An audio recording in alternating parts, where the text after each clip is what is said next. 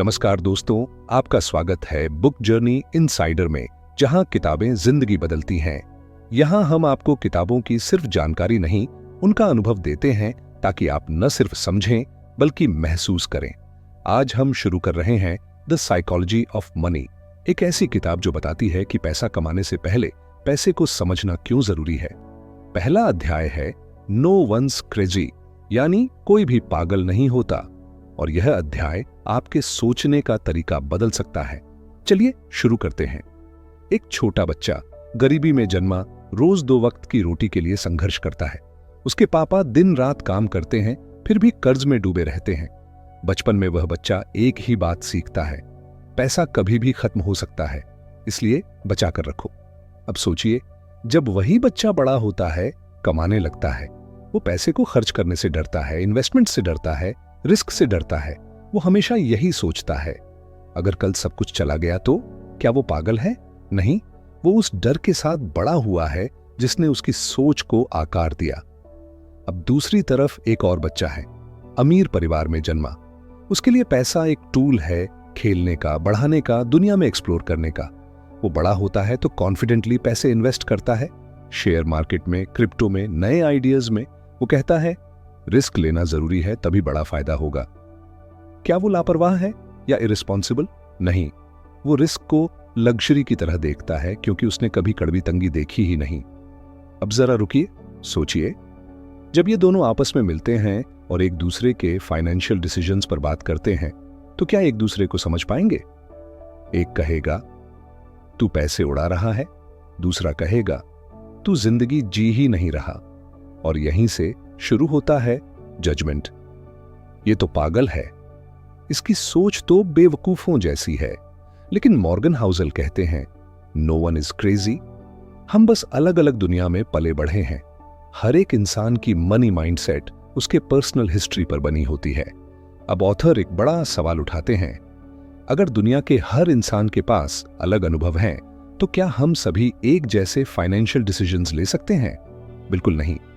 और यही वजह है कि कोई शेयर मार्केट को जुआ समझता है, कोई उसे वेल्थ बिल्डिंग मशीन मानता है, कोई घर खरीदने को लायबिलिटी कहता है, कोई उसे सिक्योरिटी कहता है।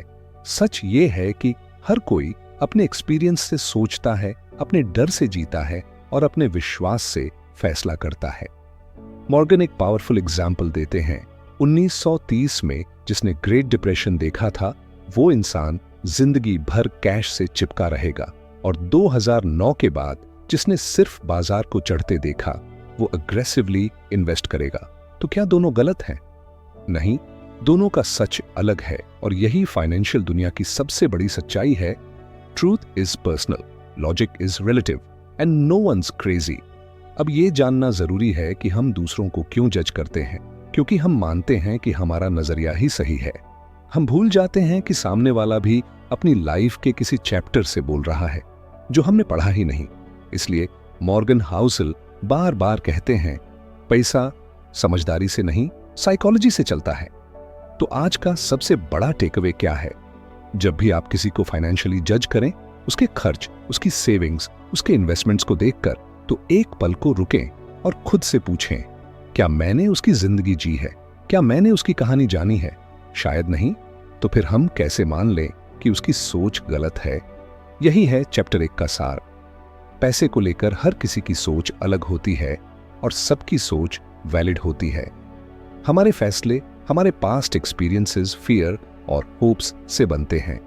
हमें जजमेंट नहीं, समझदारी और सहानुभूति से सोचना चाहिए। अब पेश है चैप्टर 2, लक और रिस्क। एक लड़का था, रोजर। कई लोग उसे आज भी दुनिया का सबसे महान इन्वेस्टर मानते हैं। उसने एक स्ट्रैटेजी बनाई, पैसा कमाया और खुद को एक फाइनेंशियल जीनियस कहलवाया। दूसरी तरफ एक और लड़का था, टिम। शानदार माइंड, मेहनती नेचर, लेकिन बाजार ने उसे तोड़ कर रख दिया। वो डूब गया, कर्ज में, तनाव में, और अंत में जिंदगी को अलविदा कह दिया। अब सोचिए, क्या रॉजर वाकई उससे ज्यादा होशियार था? क्या टिम वाकई फेलियर था? या फिर कहीं किस्मत और रिस्क ने अपनी चाल खेली? मॉर्गन हाउसल हमें यही समझाते हैं, फाइनेंशियल सक्सेस कभी भी 100% मेहनत या 100% स्ट्रेटजी से नहीं आता। उसमें लक और रिस्क दोनों का बड़ा रोल होता है। हम अक्सर ये मान लेते हैं कि अगर कोई अमीर है तो वो स्मार्ट है और अगर कोई कर्ज में डूबा है तो वो बेवकूफ है, लेकिन ऐसा नहीं है। कभी कभी सही समय पर पैदा होना ही सबसे बड़ा फैक्टर होता है। कभी कभी गलत जगह एक गलत फैसला सब कुछ छीन लेता है। हाउसेल एक बहुत ही चौंकाने वाला उदाहरण देते हैं, बिल गेट्स। जी हां, माइक्रोसॉफ्ट के फाउंडर, दुनिया के सबसे अमीर लोगों में से एक। लेकिन क्या आप जानते हैं, बिल गेट्स सिर्फ एक स्कूल में पढ़ते थे जहां कंप्यूटर एक्सेस था, जबकि पूरे अमेरिका में उस वक्त सिर्फ 1% स्कूलों में ही ऐसा था। अब सोचिए, अगर वो किसी दूसरे स्कूल में होते, क्या माइक्रोसॉफ्ट आज भी होता?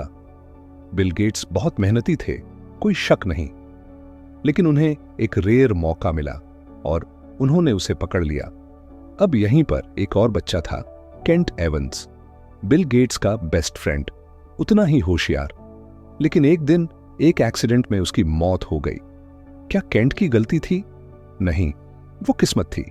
इसीलिए मॉर्गन कहते हैं, जब आप किसी की सफलता को देखें तो उसमें उसकी मेहनत के साथ उसकी किस्मत को भी एक्नॉलेज करें, और जब किसी की हार देखें तो उसमें सिर्फ उसकी बेवकूफी मत देखें, उसमें छुपे हुए अनसीन रिस्क्स को समझें। कभी कभी लोग सब सही करते हैं फिर भी हार जाते हैं। कभी कभी लोग बिना सोचे समझे गैम्बल करते हैं और जीत जाते हैं। इसका मतलब ये नहीं कि हारने वाला मूर्ख है या जीतने वाला भगवान। इसका मतलब है लाइफ अनप्रिडिक्टेबल है। अब सबसे जरूरी सवाल, इससे हमें क्या सीख मिलती है? पहली बात, कभी भी किसी की सफलता या असफलता को एब्सोल्यूट जजमेंट की तरह मत देखो। आप नहीं जानते उन्होंने क्या खोया, क्या झेला, या कौन सी इनविजिबल फोर्स ने उनकी मदद की। दूसरी बात, खुद को भी ज्यादा हार्ड मत लो। अगर आप मेहनत कर रहे हैं फिर भी चीजें नहीं बन रही तो शायद यह आपका बैड लक साइकिल हो सकता है। मतलब ये नहीं कि आप फेलियर हैं। और तीसरी बात, अपनी प्लानिंग में रिस्क को जगह दो। मत सोचो कि हर चीज आपकी कंट्रोल में है। कुछ चीजें हमेशा अनदेखी रहेंगी और वही सबसे बड़ा गेम चेंजर बनती है। मॉर्गन कहते हैं, be careful who you praise and be careful who you admire. Success is a terrible teacher, it seduces smart people into thinking they can't lose। मतलब सफलता कभी कभी गुमान दे देती है। लोग सोचते हैं मैं जीता हूं तो मैं सही हूं, पर ऐसा नहीं होता। और असफलता हमेशा सबक नहीं देती, कभी कभी ये सिर्फ बुरा वक्त होता है। तो आज का सबसे बड़ा टेक अवे, सक्सेस सिर्फ मेहनत, फेलियर सिर्फ गलती। जिंदगी एक कॉम्प्लेक्स मिक्स है जहां किस्मत और रिस्क हर पल इनविजिबली खेलते हैं। इसलिए दूसरों को समझें, खुद को माफ करें और हमेशा अपने रास्ते में थोड़ी ह्यूमिलिटी, थोड़ी फ्लेक्सिबिलिटी और ढेर सारी अवेयरनेस रखें।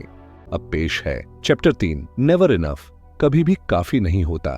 कभी आपने खुद से यह सवाल पूछा है, मुझे और कितना चाहिए, और कितना पैसा, और कितनी सफलता, और कितनी शोहरत चाहिए जिससे मैं कह सकूं हां अब बहुत है? बहुत से लोग इस सवाल का जवाब कभी नहीं ढूंढ पाते और इसी तलाश में वे सब कुछ हार देते हैं। यह कहानी है राजीव की, एक बिजनेसमैन जो छोटे शहर से निकला था। शुरुआत में बस इतना सपना था, किराए का घर छोड़कर खुद का घर हो जाए। फिर पहला लाख आया, फिर पहला करोड़, फिर अरब। लेकिन सपना कभी नहीं रुका। कभी और बड़ी गाड़ी, कभी और बड़ा बंगला, कभी और ऊंचा नाम। एक दिन उसकी पत्नी ने पूछा, राजीव तुम आखिर कब रुकोगे? वो हंसकर बोला, बस एक बार 100 करोड़ पार हो जाए फिर मैं सेटल हो जाऊंगा। पर वो दिन कभी नहीं आया, क्योंकि 100 करोड़ के बाद भी उसके मन ने कहा, बस एक बार 500 करोड़। मॉर्गन हाउसेल कहते हैं, the hardest financial skill is getting the goal post to stop moving. सबसे मुश्किल कला है अपने लक्ष्य को एक जगह रोक पाना। आज का इंसान जीतता जा रहा है लेकिन संतोष खोता जा रहा है। क्यों? क्योंकि उसने इनफ कहना नहीं सीखा। हाउसेल एक पावरफुल उदाहरण देते हैं, राजात गुप्ता और बर्नी मडॉफ। राजात गुप्ता एक गरीब भारतीय लड़का जो अमेरिका गया, आईआईटी और हार्वर्ड से पढ़ा और बना मैकिन्सी का ग्लोबल सीईओ। उसके पास था नाम, पैसा, इज्जत, सब कुछ, लेकिन वो रुक नहीं पाया। उसे और चाहिए था। इनसाइड ट्रेडिंग में शामिल हुआ और फिर जेल। दूसरी तरफ बर्नी माडॉफ जिसने दुनिया का सबसे बड़ा फाइनेंशियल स्कैम किया। उसके पास सब कुछ था, फिर भी और चाहिए था, और अंत में सिर्फ बदनामी और जेल। इन दोनों की ट्रेजेडी यही थी, they had everything but it was never enough. अब सोचिए, क्या आपके पास भी वो बिंदु है जहां आप कहें बस अब बहुत है, या फिर आप भी बिना थमे उसी दौड़ में हैं जहां आखिरी मंजिल का नाम ही नहीं। हाउज़ल हमें सिखाते हैं कि आपकी सबसे बड़ी दौलत वो नहीं जो आपने कमा ली, बल्कि वो है जो आप खोने के डर से आज नहीं खोते। लालच हमें उन चीजों से भी दूर कर देता है जो हमारे पास पहले से होती हैं, शांति, रिश्ते, भरोसा, सम्मान। इसलिए जरूरी है डिफाइन योर इनफ। हर किसी की इनफ की डेफिनेशन अलग होती है। किसी के लिए 50,000 की नौकरी काफी होती है क्योंकि वो हर शाम अपने बच्चों के साथ बैठ सकता है। किसी के लिए 50 लाख भी कम लगते हैं क्योंकि उसे दुनिया को दिखाना है कि मैं सबसे बड़ा हूं। लेकिन जो इंसान खुद के लिए जीता है वो जानता है कहां रुकना है। हाउज़ल एक बहुत गहरी बात कहते हैं, if expectations rise with results there is no logic in striving for more because you'll feel the same after putting in extra effort. मतलब अगर आपने 10 लाख कमाया और आपकी इच्छाएं भी 10 लाख बढ़ गईं, तो अगली बार 1 करोड़ कमाकर भी आप उतना ही अधूरा महसूस करेंगे और ये दौड़ कभी खत्म नहीं होगी। तो आज का सबसे बड़ा सवाल आपके लिए कितना काफी है? क्या आपके पास संतोष है? क्या आप कंपैरिजन से ऊपर उठ पाए हैं? अगर नहीं तो याद रखिए, जिस दिन आप अपच कहना सीख जाते हैं उसी दिन आप असली अमीर बन जाते हैं। अब पेश है चौथा अध्याय, चौंकाने वाला चमत्कार। कंपाउंडिंग कहते हैं ना, असली जादू तो समय में छुपा होता है। लेकिन क्या हो अगर मैं कहूं कि ये जादू पैसे के अंदर भी छुपा है? आज की कहानी है उस एक राज की जिसने आम लोगों को अमीर और अमीरों को सदी का बादशाह बना दिया। इसका नाम है कंपाउंड इंटरेस्ट, चक्रवृद्धि ब्याज। एक बार एक छोटा बच्चा अपने दादाजी से पूछता है, दादाजी आपके पास इतना पैसा कैसे आया? दादाजी मुस्कुराते हैं और कहते हैं, बेटा मैंने 30 साल पहले बीज बोया था, हर साल उसे पानी दिया, धूप दी और आज वो एक विशाल पेड़ बन चुका है। बच्चा हैरान, कौन सा बीज? दादाजी कहते हैं, समय प्लस धैर्य, कंपाउंडिंग का बीज।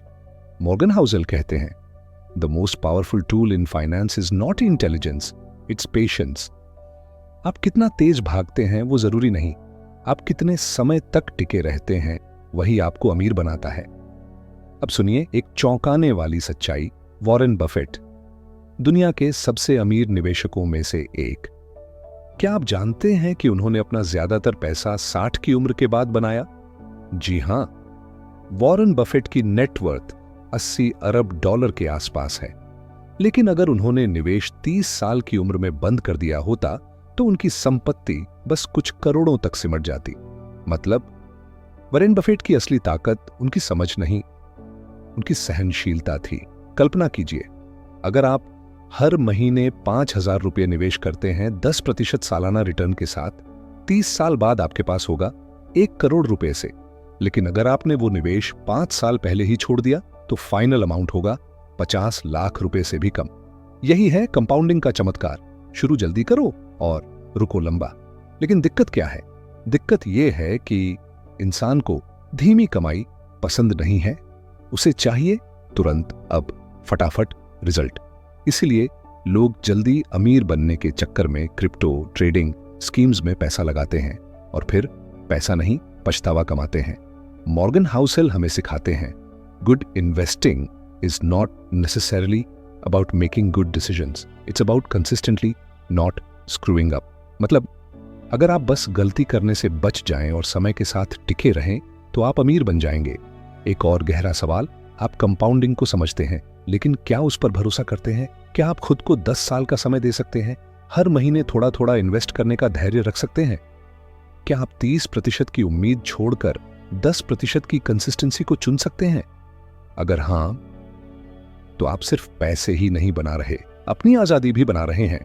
मॉर्गन कहते हैं, compounding doesn't rely on big returns, it relies on good returns that aren't interrupted. मतलब आपको बड़ा नहीं, लगातार अच्छा करना है। तो अब सवाल ये नहीं है कि आप कितना कमा सकते हैं, बल्कि ये है कि आप कितना धैर्य रख सकते हैं। क्योंकि जो व्यक्ति 5 साल कंपाउंडिंग पर भरोसा रखता है वो 50 साल की आजादी कमाता है। अब पेश है chapter 5, getting wealthy versus staying wealthy. दौलत कमाना और बचाकर रखना दो अलग चीजें हैं। पैसा कमाना मुश्किल है, पैसा बनाना एक कला है।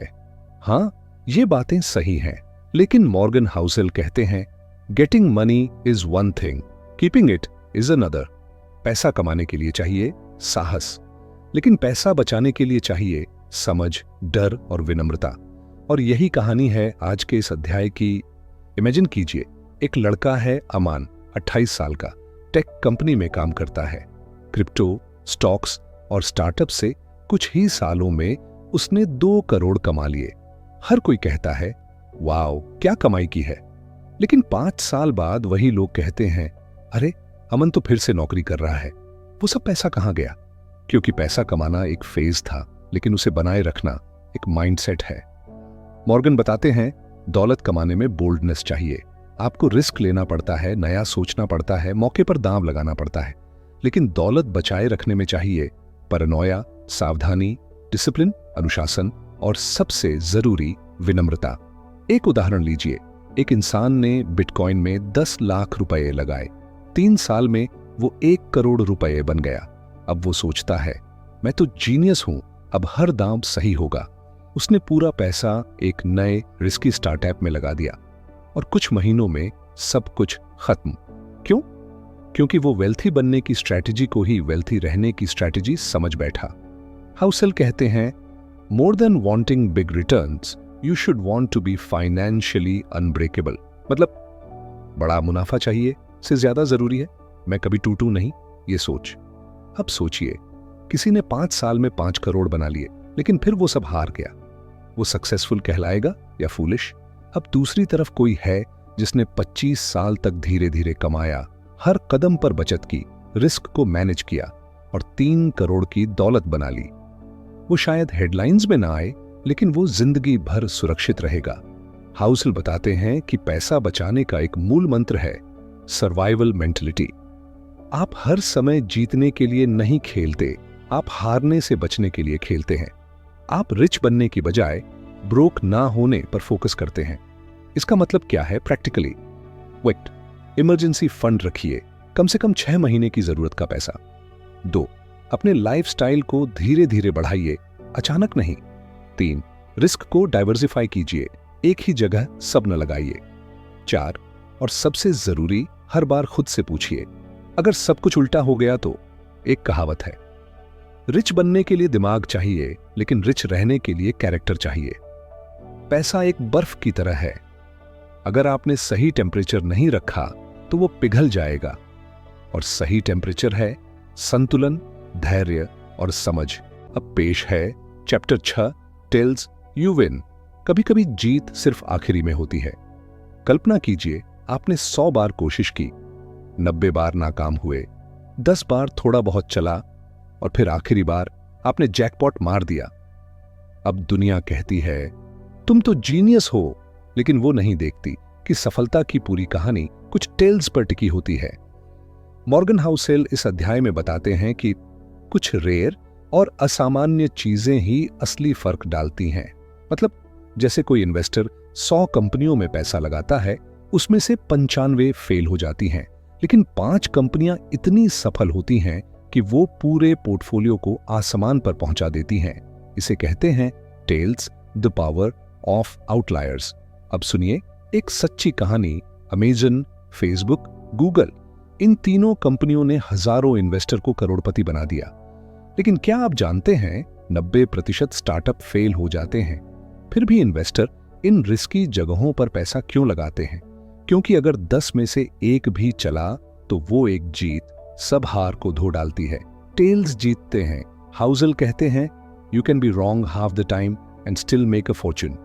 इसका मतलब ये नहीं कि आप बार बार गलती करो, इसका मतलब है गलतियां सामान्य हैं, लेकिन असली फर्क करती हैं असाधारण जीतें। अब एक और दिलचस्प बात, एल्बर्ट आइंस्टाइन को सिर्फ एक थ्योरी ने इमॉर्टल बना दिया, theory of relativity. Thomas Edison ने हजारों बार फेल होकर एक बार बिजली का बल्ब बना दिया। ये सब लोग भी इंसान थे, लेकिन उनकी टेल सक्सेस ने उन्हें इतिहास में दर्ज कर दिया। अब इसे निवेश की भाषा में समझिए। मान लीजिए आपने 20 स्टॉक्स खरीदे, 15 ने नुकसान दिया, 4 ने कुछ नहीं किया, लेकिन एक स्टॉक ने 1000% रिटर्न दे दिया।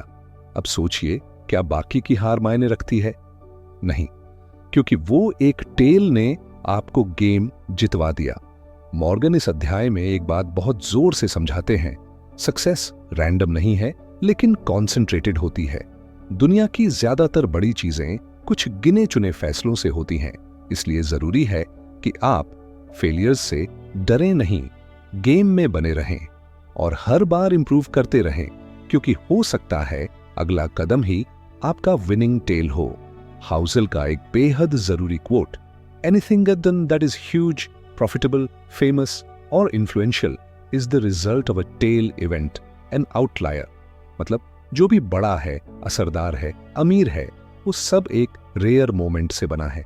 तो अब सवाल ये है, क्या आप अपने फेलियर्स से भागेंगे या उन्हें सहेंगे, समझेंगे और आगे बढ़ते रहेंगे? क्योंकि सफलता का राज सिर्फ ये नहीं कि आप कितनी बार जीते, बल्कि ये है कि आप कितनी बार टिके रहे जब जीत आनी बाकी थी। अब पेश है चैप्टर 7, फ्रीडम। सबसे बड़ी दौलत है आजादी।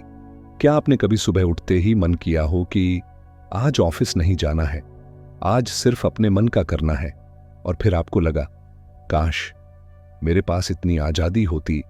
मॉर्गन हाउसेल कहते हैं, the highest form of wealth is the ability to wake up every morning and say I can do whatever I want today. यानी असली दौलत है आपकी जिंदगी पर आपका कंट्रोल। अब सुनिए एक कहानी।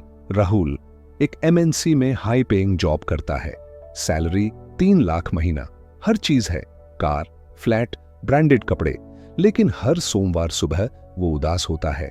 Meetings, deadlines, target. और दूसरी तरफ है अंकित, जो एक छोटे शहर में रहता है, फ्रीलांसिंग करता है, कमाता है 60,000 रुपये महीने, पर उसके पास है समय, शांति और सबसे जरूरी अपने फैसले खुद लेने की आजादी।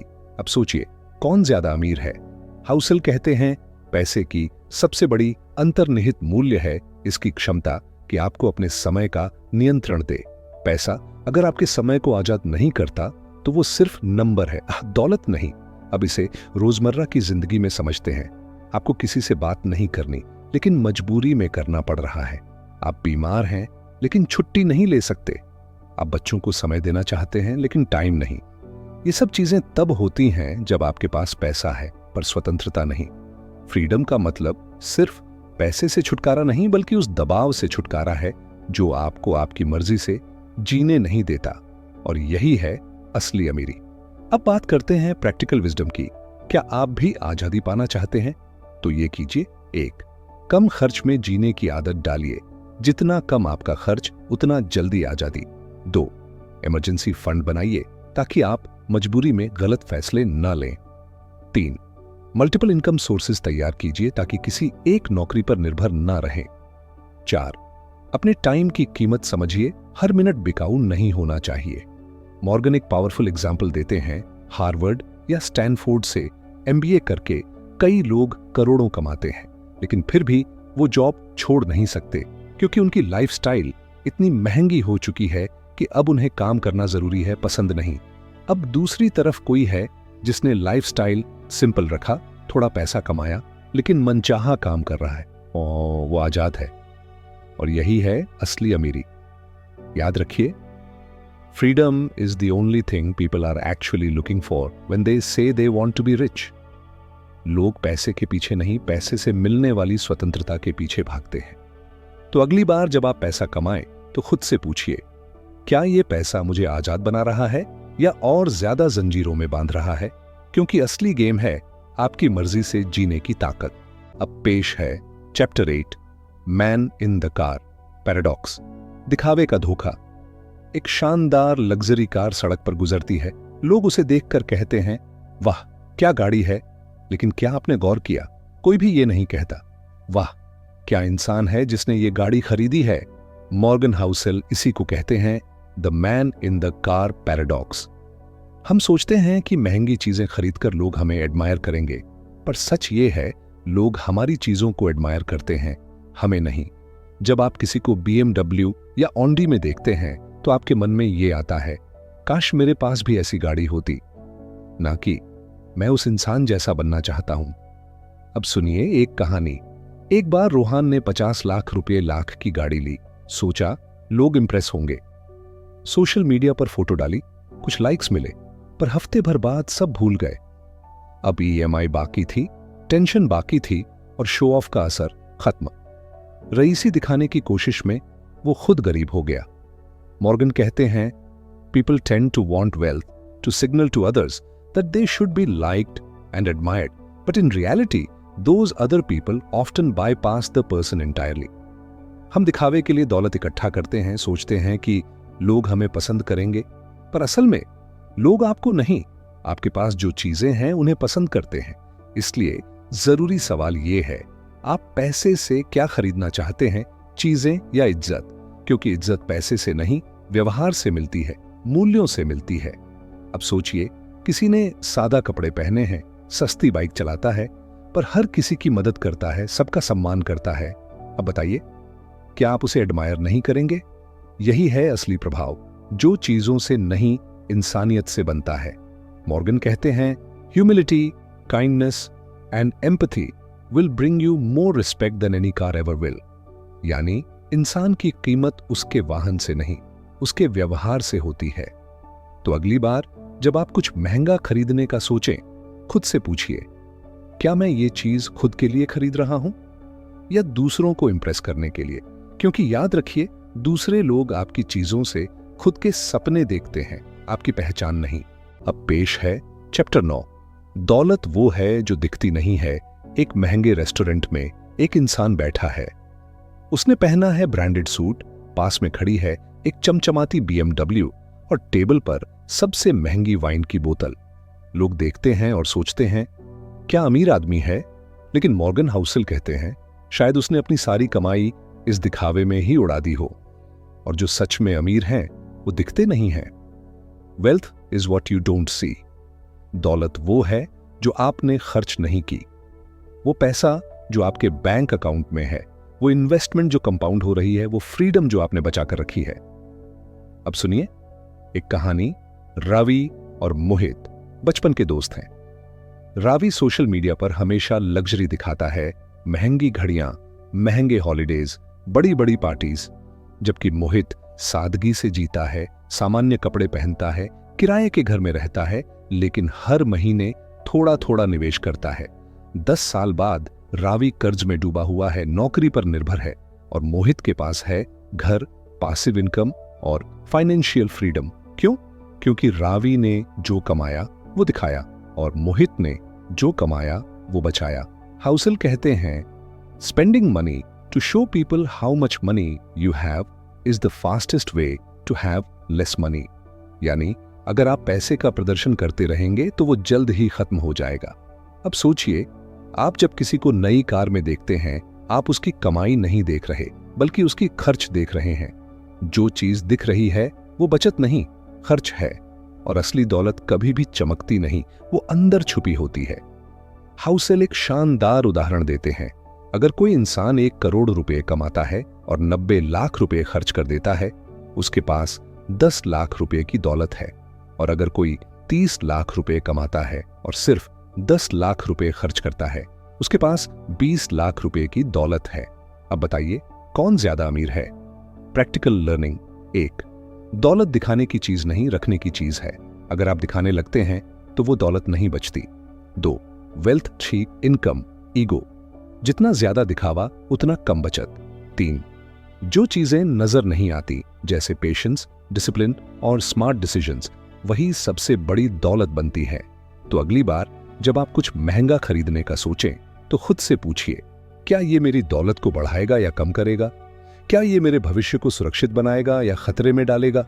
अब पेश है चैप्टर 10, सेव मनी। बचत क्यों सबसे जरूरी है? पैसे कमाने के 100 तरीके हो सकते हैं, लेकिन पैसे बचाने की आदत एक ऐसा हथियार है जो हर हाल में आपके साथ रहता है। मॉर्गन हाउसेल कहते हैं, building wealth has little to do with your income और investment returns and lots to do with your savings rate. यानी दौलत कमाने में कमाई या इन्वेस्टमेंट से ज्यादा बचत करने की आदत मायने रखती है। अब एक छोटी सी कहानी। अंकित एक बड़ा आईटी प्रोफेशनल था। हर महीने लाखों की सैलरी मिलती थी, लेकिन उसका खर्च उससे भी तेज भागता था। हर नई चीज चाहिए, नया फोन, ब्रांडेड कपड़े, वीकेंड पार्टियां, ईएमआई पर एसयूवी। वहीं उसकी बहन मीरा एक स्कूल टीचर थी। सैलरी मामूली थी, पर वो हर महीने बचत करती थी। 10 साल बाद अंकित का बैंक बैलेंस शून्य था और मीरा के पास था एक घर, इमरजेंसी फंड और पीस ऑफ माइंड। क्यों? क्योंकि अंकित ने कमाई पर ध्यान दिया, मीरा ने बचत पर। हाउसल कहते हैं, savings is the gap between your ego and your income. यानी बचत सिर्फ इनकम से नहीं आती, ईगो को कंट्रोल करने से आती है। हर कोई सोचता है जब मेरी सैलरी बढ़ेगी तब बचत शुरू करूंगा, लेकिन सच ये है, अगर आप 30,000 में नहीं बचा पा रहे तो 3 लाख में भी नहीं बचा पाएंगे। बचत एक आदत है, इनकम का प्रतिशत नहीं। सेविंग्स क्यों जरूरी है? 1, फ्रीडम। बचत आपको यह आजादी देती है कि जब चाहो जॉब छोड़ो, ब्रेक लो, नया रास्ता चुनो। 2, पीस। अनिश्चितता में भी मन शांत रहता है क्योंकि आप तैयार रहते हो। तीसरा, मौका। जब कोई बड़ा मौका सामने आता है, जैसे कोई बिजनेस, इन्वेस्टमेंट या जमीन, तो आपके पास पैसा होता है एक्शन लेने के लिए। सेविंग्स का असली मतलब क्या है? यह सिर्फ बचाकर रखना नहीं है, यह है फ्यूचर खरीदना, अपनी चॉइस की जिंदगी खरीदना, मजबूरी में नहीं, मर्जी से जीने का अधिकार। अब खुद से पूछिए, क्या आप अपनी जिंदगी के मालिक बनना चाहते हैं या हर महीने सैलरी के इंतजार में जीना चाहते हैं? सेविंग्स ही वो ताकत है जो आपको कंट्रोल देती है। और याद रखिए, you don't need a specific reason to save. आपको बचत के लिए कोई कारण नहीं चाहिए, क्योंकि जिंदगी में जो अनचाहा होता है वो कभी बताकर नहीं आता। अब पेश है चैप्टर 11, रीजनेबल। रैशनल, समझदारी, तर्क से बड़ी होती है मानव मन, मशीन नहीं है। हम केवल डेटा और तर्क से फैसले नहीं लेते। हम डरते हैं, उम्मीद करते हैं, सपने देखते हैं, और इन्हीं भावनाओं के साथ हम पैसा भी संभालते हैं। मॉर्गन हाउसेल कहते हैं, you are not a spreadsheet, you are a person. इसलिए कभी कभी समझदारी से लिया गया फैसला तर्क से लिए गए फैसले से बेहतर होता है। अब सोचिए, अगर कोई इंसान कहे कि स्टॉक मार्केट हर साल औसतन 10% रिटर्न देता है, तो आपको 100% इक्विटी में इन्वेस्ट करना चाहिए। क्या यह तर्कसंगत है? हां। क्या यह व्यावहारिक है? जरूरी नहीं, क्योंकि अगर मार्केट गिरा तो वही इंसान घबरा जाएगा और बेच देगा। यानी तर्क के हिसाब से लिया गया फैसला उसके मेंटल कंफर्ट जोन के बाहर था। इसलिए हाउसल कहते हैं, the most important part of every plan is planning on your plan, not going according to plan. यानी हर प्लान में यह मानकर चलिए कि चीजें प्लान के मुताबिक नहीं होंगी। अब सुनिए एक छोटी कहानी। नेहा और राकेश दोनों इन्वेस्टर हैं। नेहा हर डिसीजन डेटा के बेस पर लेती है, वो सिर्फ हाई रिटर्न एसेट्स में पैसे लगाती है। राकेश थोड़ा कॉशियस है, वो कम रिटर्न लेता है लेकिन कंसिस्टेंट रहता है। कभी कभी थोड़ा कैश भी रखता है सेफ्टी के लिए। 20 साल बाद नेहा की इन्वेस्टमेंट्स ऊपर नीचे होकर उसे परेशान करती है, जबकि राकेश स्टेडी ग्रोथ के साथ रिलैक्स्ड है। क्यों? क्योंकि नेहा ने रैशनल डिसीजन लिया, पर वो उसे इमोशनली मैनेज नहीं कर पाई। राकेश ने रीजनेबल डिसीजन लिया, जो उसकी रियलिटी के हिसाब से बेस्ट था। हाउसल हमें सिखाते हैं, do not aim to be coldly rational when making financial decisions, aim to be pretty reasonable. मतलब ऐसे फैसले लो जो आपके दिल, दिमाग और नींद से मेल खाते हो, जो आप लंबे समय तक टिकाकर रख सको। Practical lessons. 1, परफेक्ट स्ट्रेटजी वो नहीं जो सबसे ज्यादा रिटर्न दे, बल्कि वो है जो आप टिकाकर रख सको। 2, इमोशंस को इग्नोर मत करो, उन्हें समझकर साथ में चलो। 3, पैसा सिर्फ तर्क से नहीं, विश्वास, आदत और धैर्य से बनता है। और आखिर में, फाइनेंशियल सक्सेस किसी कॉम्प्लेक्स एल्गोरिदम से नहीं आता, बल्कि रोजमर्रा के समझदार फैसलों से आता है। अगर वो फैसले आपको चैन से जीने देते हैं, तो वो आपके लिए परफेक्ट हैं, चाहे वो कितने भी सिंपल क्यों ना हो। अब पेश है चैप्टर 12, सरप्राइज। भविष्य हमेशा चौंकाता है। हम भविष्य की प्लानिंग करते हैं, लेकिन भविष्य कभी प्लान से नहीं चलता। मॉर्गन हाउसेल कहते हैं, history is the study of surprising events. इतिहास हमें सिखाता है कि सबसे जरूरी घटनाएं जैसे युद्ध, महामारी, आर्थिक मंदी, तकनीकी क्रांति हमेशा अचानक आती हैं। कोई उन्हें पहले से नहीं जानता, पर वो सब कुछ बदल देती है। साल 2020 याद है? पूरी दुनिया में लॉकडाउन हो गया, बाजार बंद, स्कूल बंद, यात्रा बंद। किसी ने सोचा भी नहीं था कि एक अदृश्य वायरस पूरी दुनिया को थमा देगा। यह कोई प्लान का हिस्सा नहीं था, लेकिन इसने लोगों की जिंदगी की दिशा बदल दी। यह था सरप्राइज, एक ऐसा एलिमेंट जिसे हम फाइनेंशियल प्लानिंग में अक्सर भूल जाते हैं। अब सोचिए, अगर आपकी पूरी स्ट्रैटेजी इस सोच पर टिकी है कि अगले 10 साल मार्केट स्टेबल रहेगा, तो क्या वो स्ट्रैटेजी सच्चाई में टिकेगी? नहीं, क्योंकि हाउसेल हमें याद दिलाते हैं इतिहास के सबसे महत्वपूर्ण घटनाएं बाहरी तत्व हैं। आश्चर्य यानी ज्यादातर बार जो हमने सोचा ही नहीं होता वही हो जाता है। अब एक छोटी कहानी। राहुल एक डिसिप्लिन्ड इन्वेस्टर था। हर साल फिक्स्ड अमाउंट SIP में इन्वेस्ट करता था। उसने सोचा था 15 साल बाद 1 करोड़ रुपए बन जाएंगे। लेकिन साल 7 में रिसेशन आया, नौकरी चली गई। साल 9 में मेडिकल इमरजेंसी, सारे सेविंग्स निकल गए। उसने कहा, मैंने सब कुछ प्लान किया था, फिर भी क्यों टूटा? क्योंकि उसने प्लानिंग की, पर अनसर्टेनिटी के लिए बफर नहीं बनाया। तो अब सवाल उठता है, क्या हमें प्लानिंग करनी बंद कर देनी चाहिए? बिल्कुल नहीं।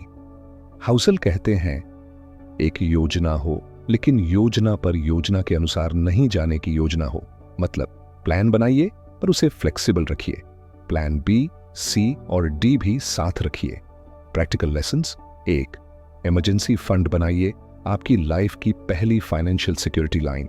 2, डाइवर्सिफिकेशन अपनाइए, सब अंडे एक ही टोकरी में मत रखिए। 3, लो एक्सपेक्टेशंस रखिए, जिंदगी हर बार आपके हिसाब से नहीं चलेगी। 4, ऑप्टिमिज्म के साथ रियलिज्म भी जरूरी है। अच्छा सोचिए, पर अनएक्सपेक्टेड के लिए रेडी रहिए। और सबसे जरूरी बात, आपका पास्ट आपके फ्यूचर का नक्शा नहीं है।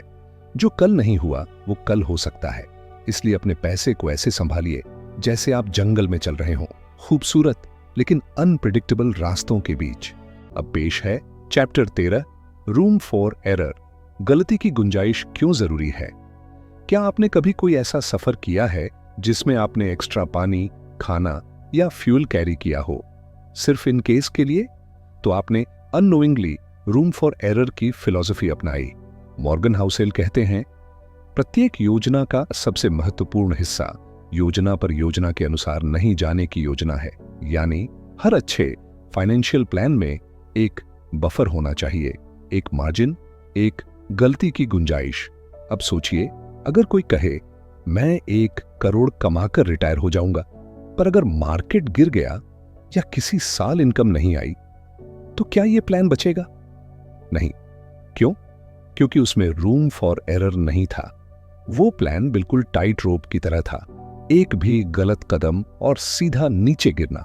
हाउसेल बताते हैं कि सिर्फ ऑप्टिमिस्टिक प्लान बनाना ही काफी नहीं है, हमें पेसिमिज्म के लिए भी स्पेस बनानी होती है।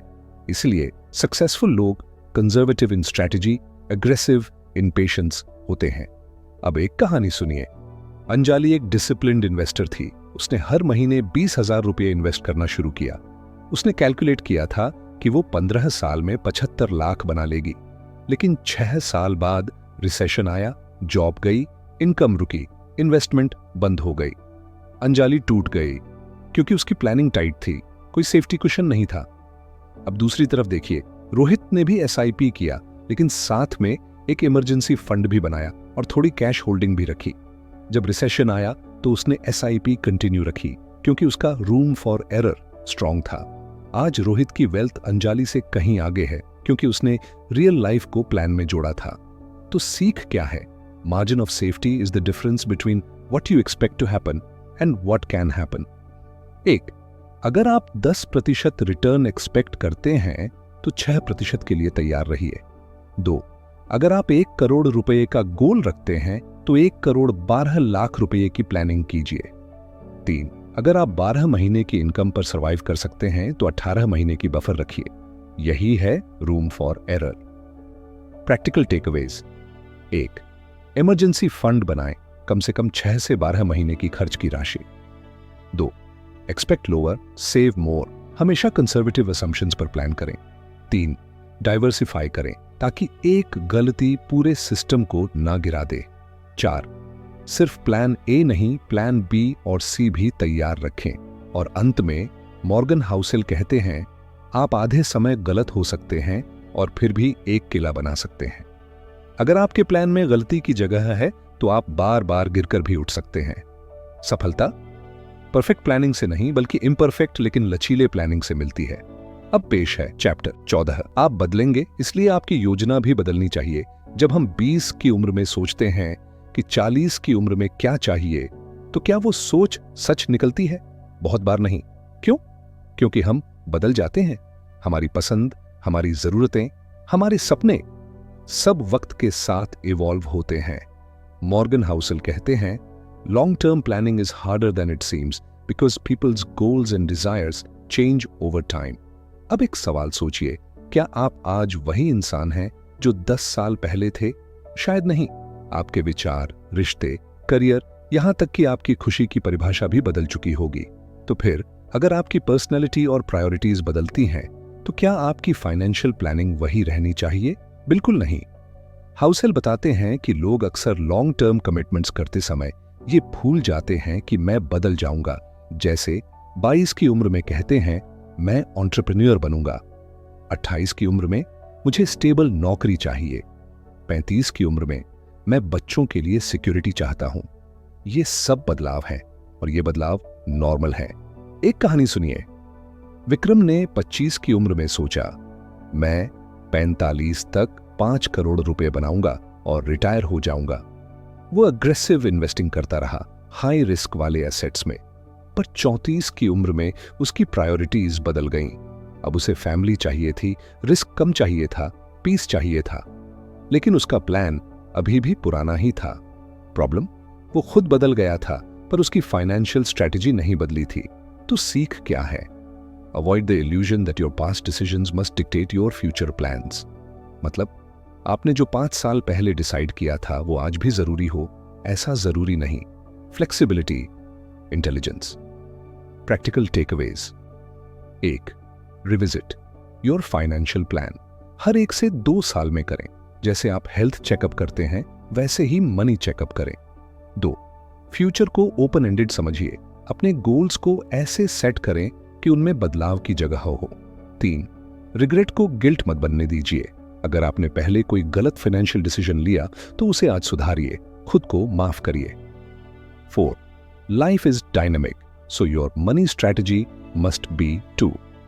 और सबसे जरूरी बात, हाउसेल कहते हैं, हमें अपनी पहचान को पिछले निर्णयों से जोड़ने से बचना चाहिए जो अब हमारी पहचान को नहीं दर्शाते हैं।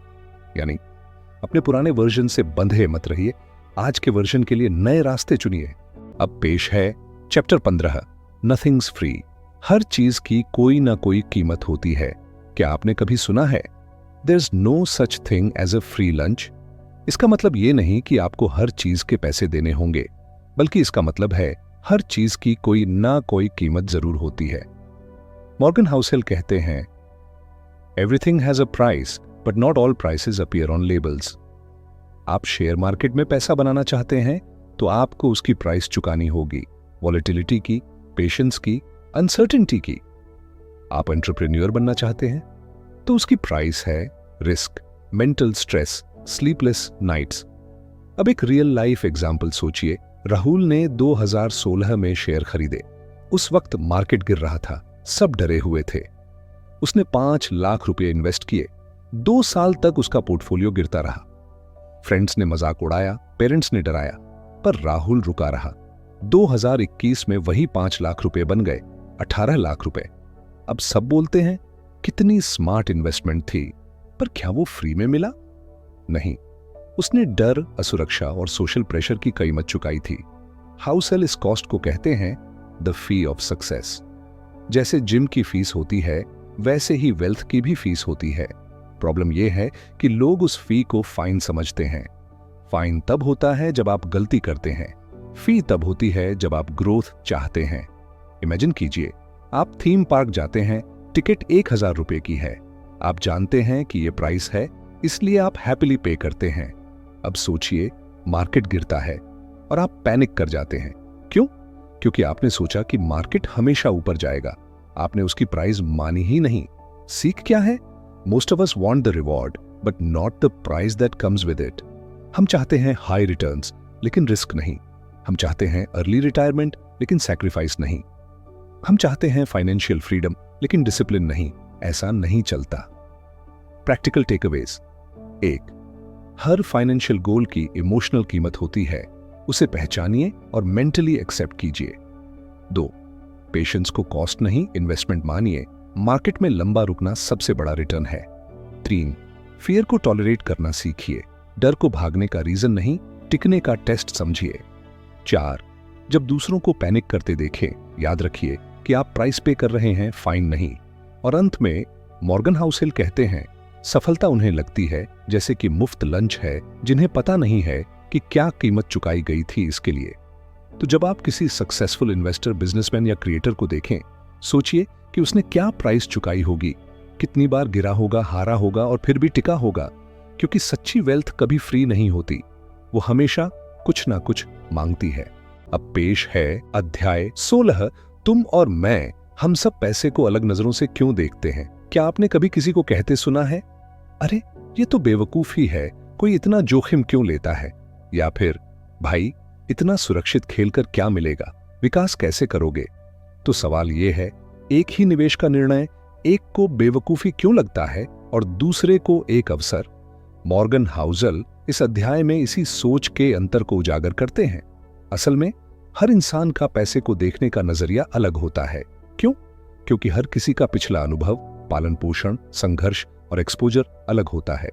हाउसेल कहते हैं, हर कोई अलग खेल खेलता है।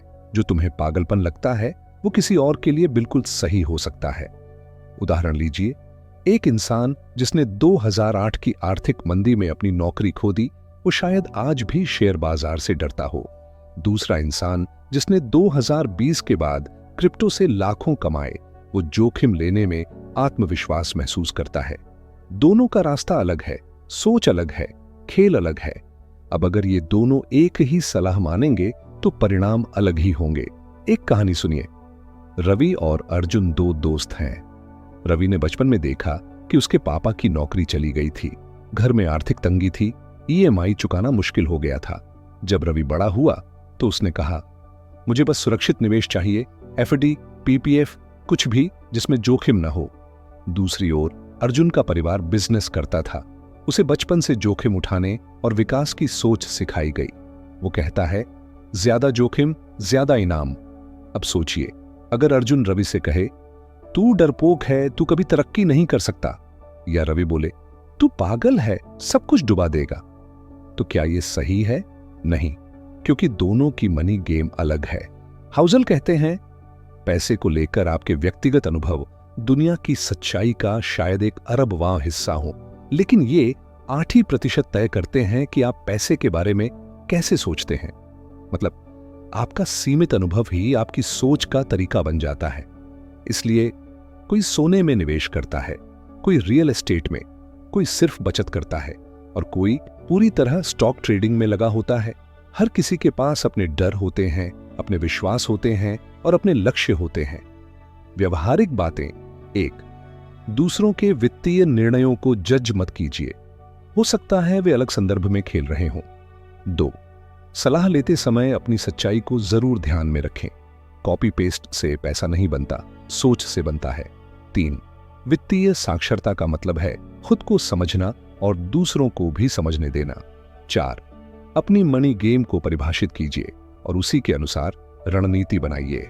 मॉर्गन हाउसेल की सबसे गहरी बात, इस बात का सम्मान कीजिए कि जो लोग अलग खेल खेल रहे हैं वे आपसे अलग निर्णय लेंगे। मतलब जो आपके लिए गलत है वो किसी और की सफलता का रास्ता हो सकता है।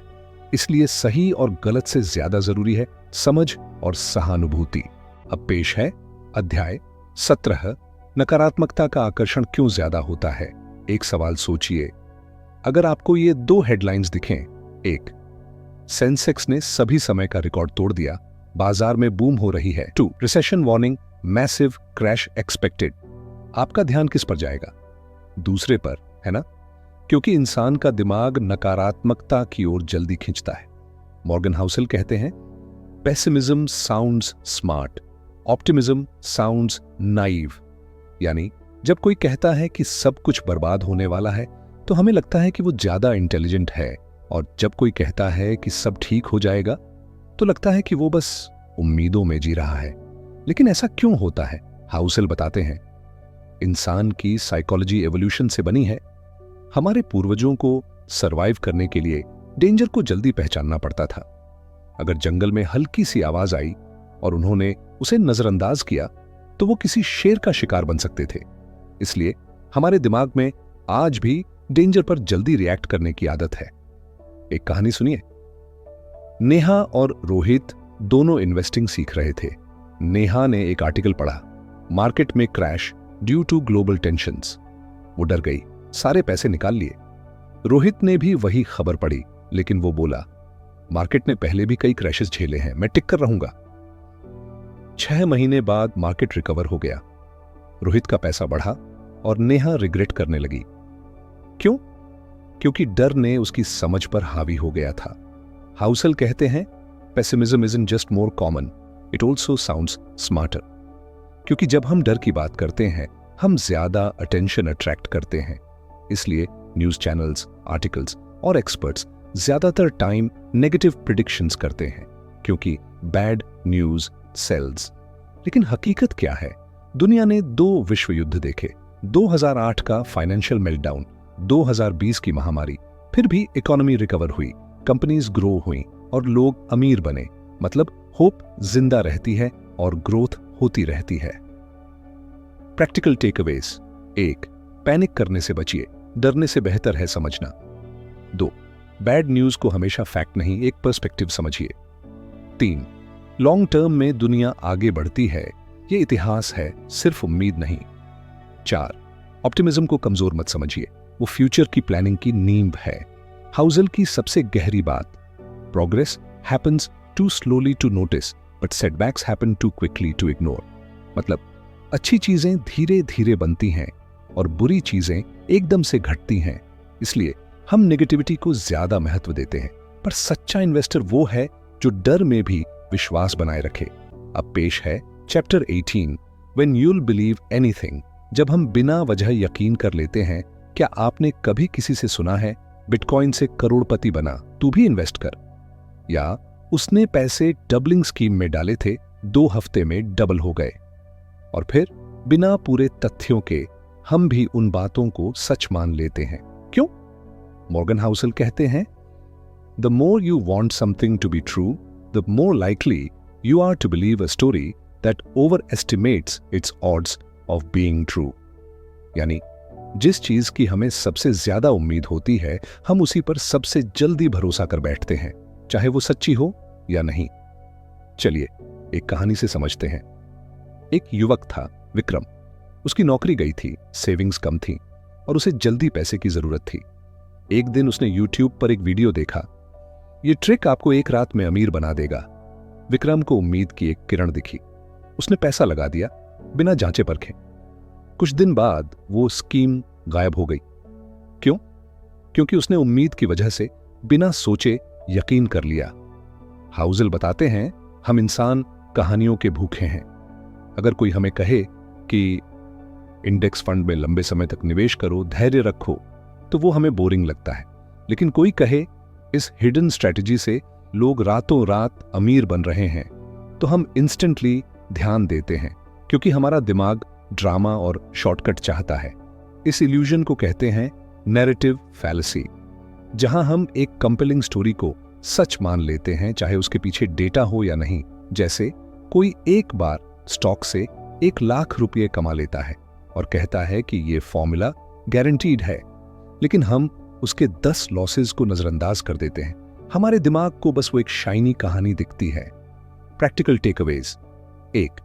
हर कहानी पर यकीन मत कीजिए, पहले उसका बेस और डेटा समझिए। 2. जिस चीज को आप डेस्परेटली चाहते हैं, उसी के झूठे वर्जन से सबसे ज्यादा सावधान रहिए। 3. क्विक गेन्स का लालच अक्सर लंबे लॉसेस में बदल जाता है। 4. इमोशंस को थोड़ा पॉज दीजिए, और डिसीजंस को डेटा पर लीजिए। मॉर्गन हाउसेल की गहरी सीख, अपीलिंग फिक्शंस हैं dangerous, they make sense, they feel good and they blind us from the truth. मतलब जो बात अच्छी लगती है जरूरी नहीं वो सच्ची भी हो, इसलिए पैसे के खेल में इमोशन कम और समझदारी ज्यादा जरूरी है। अब पेश है chapter 19, the reasonable, the rational. समझदारी लॉजिक से ज्यादा जरूरी क्यों है? मान लीजिए दो इन्वेस्टर हैं, रमेश और सुरेश। रमेश एमबीए है, उसने फाइनेंस में डॉक्टरेट किया है। सुरेश एक साधारण आदमी है जो हर महीने थोड़ा थोड़ा इन्वेस्ट करता है। 10 साल बाद आप देखते हैं सुरेश के पास रमेश से ज्यादा पैसा है। कैसे? क्योंकि सुरेश ने जो किया वो 100% लॉजिकल नहीं था, लेकिन वो रीजनेबल था, यानी समझदारी भरा था। मॉर्गन हाउसेल कहते हैं, do not aim to be coldly rational when making financial decisions, aim to be pretty reasonable. यानी हमेशा परफेक्ट लॉजिक से नहीं बल्कि रियल लाइफ की प्रैक्टिकलिटी से काम लीजिए, क्योंकि इंसान कैलकुलेटर नहीं होता। चलिए एक उदाहरण से समझते हैं। एक रैशनल इन्वेस्टर कहेगा, इमरजेंसी फंड रखने से रिटर्न नहीं मिलता तो वो बेवकूफी है। लेकिन एक रीजनेबल इंसान कहेगा, अगर मेरी नौकरी चली गई तो ये इमरजेंसी फंड मेरी ढाल बनेगा। अब बताइए कौन बेहतर इन्वेस्टर है, जिसने स्ट्रेटेजी बनाई बुक से या जिसने स्ट्रेटेजी बनाई जिंदगी से? इन्वेस्टिंग कोई मैथ पजल नहीं है, ये एक बिहेवियर गेम है। आप पैनिक में क्या करेंगे? मार्केट क्रैश में कैसे रिएक्ट करेंगे? कब आप डिसिप्लिन छोड़ देंगे? इन सवालों के जवाब सिर्फ रैशनलिटी से नहीं बल्कि रियलिस्टिक थिंकिंग से मिलते हैं। हाउसेल बताते हैं, लोगों को इस भ्रम से निकलना होगा कि मैं लॉजिकली करेक्ट हूं तो मैं जरूर सफल होऊंगा, क्योंकि लॉजिक तब तक काम करता है जब तक आपकी इमोशंस उसमें टांग नहीं अड़ाते, और पैसे के मामलों में इमोशंस सबसे बड़ा रोल निभाते हैं। प्रैक्टिकल टेकअवेज: 1, लॉजिक के पीछे भागते हुए इमोशंस को मत भूलिए। 2, इमरजेंसी फंड रखना इरेशनल लग सकता है, पर वो आपकी पीस ऑफ माइंड का फाउंडेशन है। 3, हर इंसान का रिस्क प्रोफाइल अलग होता है, इसलिए जो आपके लिए रीजनेबल है वही बेस्ट है। 4, लॉन्ग टर्म इन्वेस्टिंग में हमेशा रियल वर्ल्ड थिंकिंग को वरीयता दीजिए। मॉर्गन हाउसेल की अमूल्य सीख, आप एक स्प्रेडशीट नहीं हैं, you are a person, a screwed up emotional person. इसलिए दूसरों की स्ट्रैटेजीज कॉपी मत कीजिए, अपनी जिंदगी और साइकोलॉजी के हिसाब से डिसीजन लीजिए, क्योंकि अंत में रीजनेबल विंस द रेस। अब पेश है फाइनल चैप्टर 20, कॉन्फेशंस। लेखक की अपनी कहानी और पैसे के सबसे बड़े सबक अब हम पहुंच गए हैं।